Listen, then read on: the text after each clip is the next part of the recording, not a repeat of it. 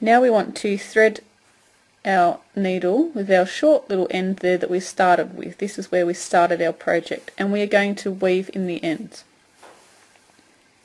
And what we do with our needle is weave it in between the stitches. So you should be able to go under the loops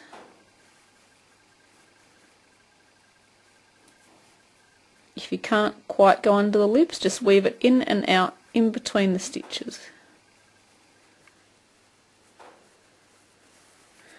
And I normally weave in about 2 inches, so I go for about 1 inch, and then I go back the other way. And what we need to do is skip the first stitch that we just came out of there, because now when we go back in, that will catch on that stitch and we'll make sure it doesn't come out.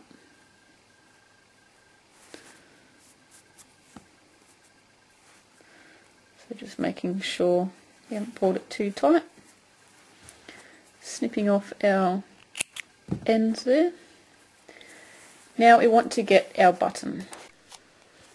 Making sure the eyes are big enough so that your needle can go through. If it's not, you may have to use a piece of cotton to sew on your button.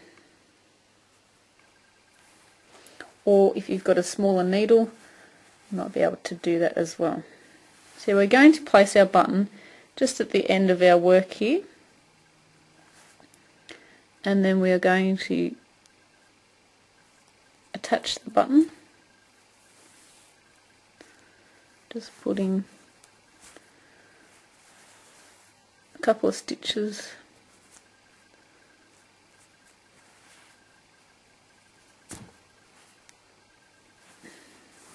more stitches you put in, the harder it is to get the needle through because it's quite thick.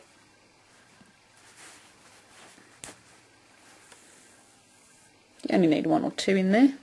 So now we just want to turn it over, and then just weaving in our ends again. Just go through a stitch close to where the wool is coming out of. We're just going to secure this with a knot. So we've got our loop there. Just put your needle through the loop and pull tight to secure, and then we're just going to weave our ends into our work, and then skipping the stitch that we've just come out of, we want to go back again.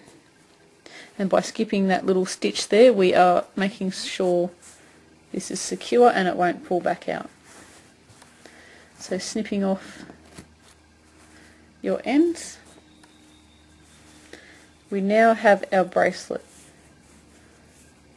And our buttonhole is the hole that is between our stitches. And we have our finished bracelet.